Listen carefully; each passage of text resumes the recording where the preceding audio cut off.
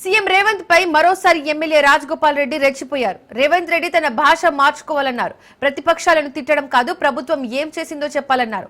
ఇంకా 3.5 ఏళ్లే రేవంత్ రెడ్డి ముఖ్యమంత్రిగా ఉంటారని, ఆ తర్వాత ఎవరు ముఖ్యమంత్రి అవుతారో చూద్దామని అన్నారు. అందరూ కలిస్తేనే కాంగ్రెస్ కు అధికారం వచ్చిందన్నారు. కాళేశ్వరం అవినీతిపై కఠిన చర్యలు తీసుకోవాలన్నారు.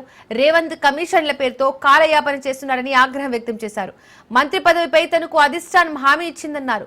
తన మంత్రి పదవి విషయం కోమటిరెడ్డికి తెలియదన్నారు. మంత్రి పదవి కావాలంటే అప్పుడే కేసీఆర్ ఇచ్చేవారన్నారు. 20 మంది సీమాంధ్ర కాంట్రాక్టర్లు తెలంగాణను దోచుకుంటున్నారన్నారు. అసెంబ్లీకి రాని కేసీఆర్ ప్రతిపక్ష పదవికి రిజైన్ చేయాలన్నారు.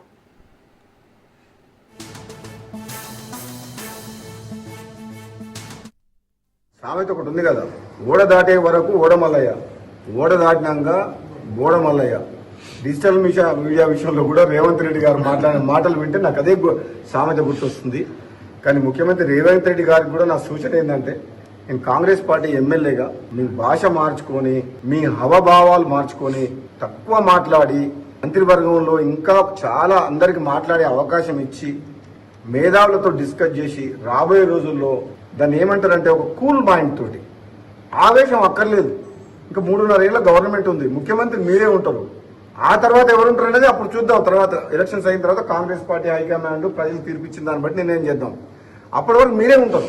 అప్పటిదాకా ఆవేశపడకుండా, గంటలు మాట్లాడకుండా, ఆ గంటలు అనే స్పీచ్లు తక్కువ చేసి పని మీద ఎక్కువ శ్రద్ధ చూపిస్తే మంచిదని చెప్పి నా సలహా. సామెత ఒకటి ఉంది కదా, ఓడ దాటే వరకు ఓడమల్లయ్య, ఓడ దాటినాక గోడమల్లయ్య. డిజిటల్ మీడియా విషయంలో కూడా రేవంత్ రెడ్డి గారు మాట్లాడిన మాటలు వింటే నాకు అదే సామెత గుర్తు.